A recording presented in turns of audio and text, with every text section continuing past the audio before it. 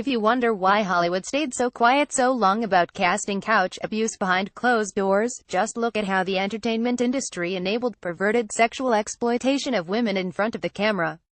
Fashion magazine moguls at Condé Nast have now reportedly blacklisted soft porn celebrity photographer Terry Richardson from working on shoots for Vogue, GQ and Glamour.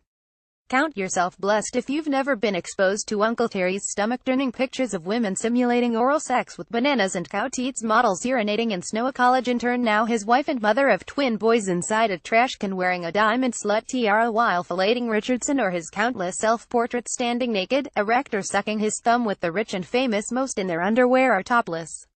Let's be clear, this new ban on contracting with Richardson was not instituted because of industry disgust with his 20-plus years of misogynist images of young models and starlets. It's about protecting business backsides. Condé Nast would like to no longer work with the photographer Terry Richardson, a top executive wrote in an email to editors first released to the Daily Telegraph this week.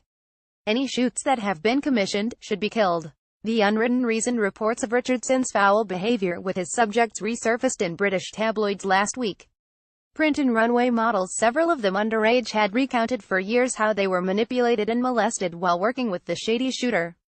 In the wake of the toxic Harvey Weinstein scandal, industry gurus had no choice but to finally disavow the ski-vester with a camera dubbed edgy and controversial by hipster rags and porn apologists. Here's the thing, these newly woke defenders of women are as full of disingenuousness as a pathological liars club global conference. While they now rush to condemn backroom sexual harassment and the corporate rape culture, they've capitalized on explicit sexual degradation to sell magazines, clothes and cosmetics. They've commodified and normalized pedophilia, adultery, promiscuity and prostitution. They are the culture. When social conservatives criticized Richardson's raunchy filth marketed as high-fashion art over the years, we were mocked or dismissed. I wrote about long-standing tales of Richardson's lurid, sex-crazed, drudge-infested shoots 4 years ago. I pointed to his twisted work on Miley Cyrus' phallic-drenched wrecking ball video, which she now regrets, troubled Lindsay Lohan's photo shoot in which he got her to point a gun at her head, and the group sex simulation with Glee TV stars Lea Michele, the late Corey Monteith and Diana Agron, which she now regrets. Liberal feminists laughed. Hillary Clinton campaign alumna Audrey Gelman, Richardson's ex-girlfriend and BFF of actress Lena Dunham, who posed pantless for Richardson for a magazine spread, responded to my criticism on Twitter by posting an animated gif of fellow feminist heroine and comedian Tina Fey rolling her eyes. Dunham attacked conservatives before expressing mild regret about working with the porn king.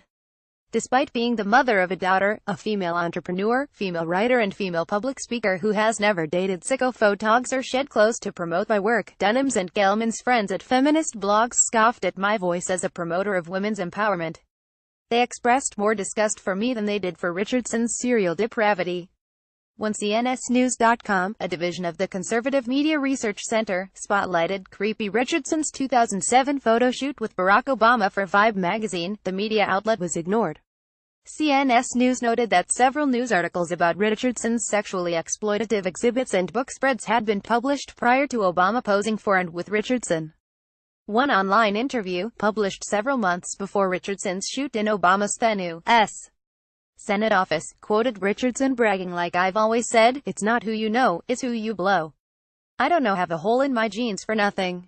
Another piece, celebrating Richardson's Terrywood exhibit in New York City in 2004, described how the whole show consisted of self-made images of Terry thrusting, rucking, prodding, pumping and, sometimes, grinning at the camera like a nerd let loose in porno heaven.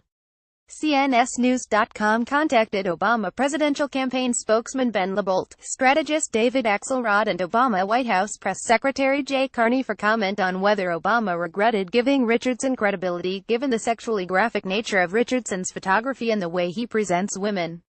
LaBolt, Axelrod and Carney all failed to respond or declined to comment then. Where are they now? And how about Richardson's most powerful subject, Barack Obama, who last week finally expressed disgust with his former top donor Harvey Weinstein and stated any man who demeans and degrades women in such fashion needs to be condemned and held accountable, regardless of wealth or status. Yet, President Obama, father of 2 daughters, held hands with sleazeball shutterbug Terry Richardson while giving a big thumbs up and grinning from ear to ear, Richardson's signature pose with porn stars, rappers and runway models. Where's the condemnation and accountability? Children are watching, as they say.